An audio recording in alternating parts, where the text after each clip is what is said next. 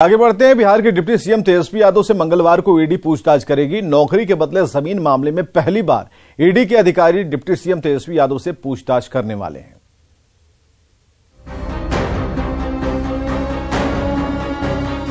नौकरी के बदले जमीन मामले में तेजस्वी यादव से पूछताछ होगी। 11 अप्रैल यानी मंगलवार को दिल्ली के ईडी दफ्तर में अधिकारी तेजस्वी यादव से पूछताछ करेंगे। पूछताछ के लिए सोमवार को पटना से दिल्ली रवाना होते समय मीडिया कर्मियों ने तेजस्वी से इस बारे में सवाल पूछा, जहां तेजस्वी यादव ने सांप्रदायिक हिंसा को लेकर बीजेपी पर निशाना साधा, लेकिन पूछताछ के सवाल पर बिना बोले ही आगे बढ़ गए।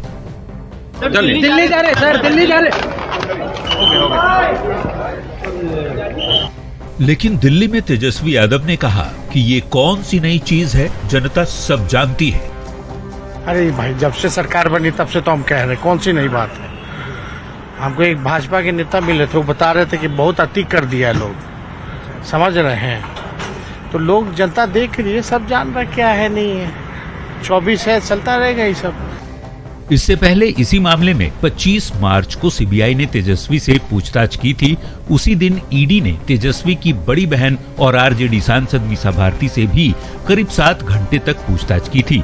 नौकरी के बदले जमीन मामले में सीबीआई और ईडी के अधिकारी लालू प्रसाद और राबड़ी देवी से भी पूछताछ कर चुके हैं। दरअसल ये पूरा मामला 2004 से 2009 के बीच का है, जब लालू प्रसाद देश के रेल मंत्री थे। रेलवे में नौकरी के बदले जमीन रजिस्ट्री का आरोप है।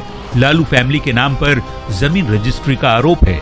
जमीन देने वालों को रेलवे के अलग अलग जोन में नौकरियां दी गई। बिना विज्ञापन के कई लोगों को नौकरी देने का आरोप है। पहले अस्थायी नियुक्ति, फिर डील पूरी होने पर नौकरी पक्की कर दी गई। मंगलवार को तेजस्वी से ईडी पहली बार इस मामले में पूछताछ करेगी।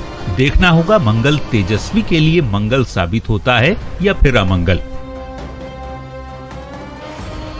न्यूज़ 18 के लिए दिल्ली से शंकर आनंद और पटना से शैलेंद्र और संजय कुमार की रिपोर्ट। तो नौकरी के बदले जमीन मामले में 25 मार्च को सीबीआई ने तेजस्वी से पूछताछ की थी। सीबीआई ने पूछा था, अपना और अपने परिवार के सदस्यों का नाम लिखिए। उन्होंने पूछा था कि अपनी इनकम का साधन क्या क्या है, क्या क्या स्रोत हैं, ये बताइए। आपके परिवार में आपके अलावा कौन कौन कमाते हैं, इसके बारे में जानकारी दीजिए। आपके नाम से और आपकी पत्नी के नाम से कितनी प्रॉपर्टी है। समझने वाली बात है कि अब ईडी तेजस्वी से सवाल पूछने वाली है। तो ईडी का जो फुल फॉर्म है वो है इन्फोर्समेंट डायरेक्टोरेट, हिंदी में कह लीजिए प्रवर्तन निदेशालय। ईडी का काम है फाइनेंशियल लेन देन की जांच करना। लिहाजा ईडी के सवाल पैसों के लेन देन से जुड़े होंगे।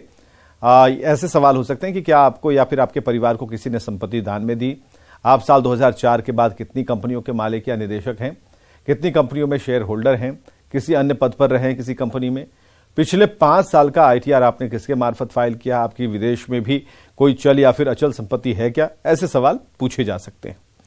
आगे बढ़ते हैं। यूट्यूबर मनीष कश्यप की बात, जो आज अदालतों से राहत उन्हें नहीं मिली। मनीष के सभी एफआईआर को एक साथ जोड़ने वाली याचिका पर सुप्रीम कोर्ट में आज सुनवाई नहीं हुई, जबकि मदुरई कोर्ट में कल तक याचिका पर सुनवाई स्थगित कर दी गई। कोर्ट के फैसले पर हो रही देरी ने मनीष की मुश्किलें बढ़ा दी हैं।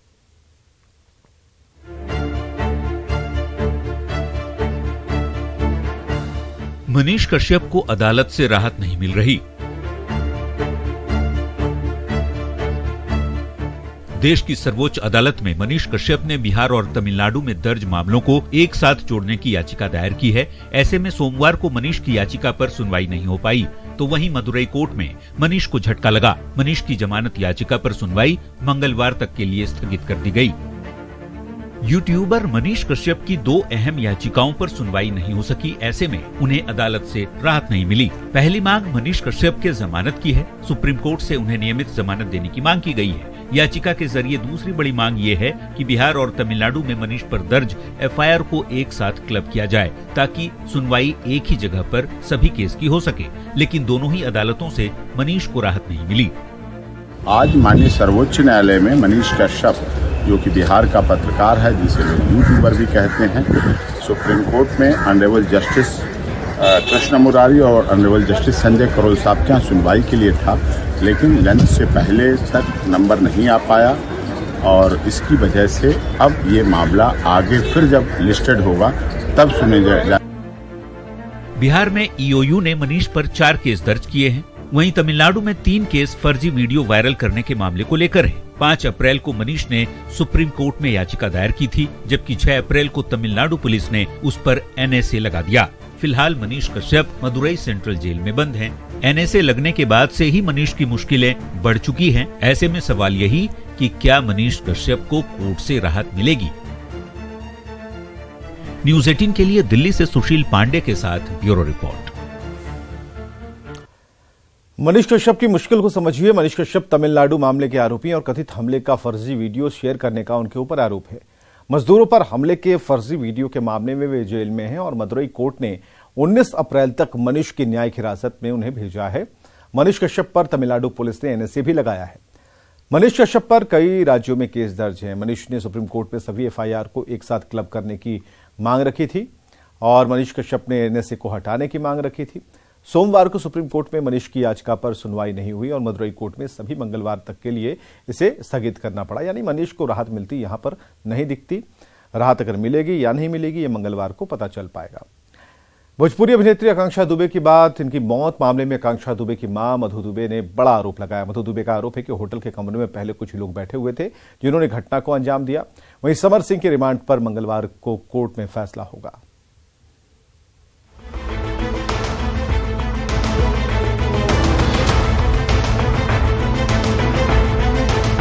भोजपुरी हीरोइन आकांक्षा दुबे की मौत मामले में आकांक्षा की मां मधु दुबे ने बहुत बड़ा खुलासा किया है।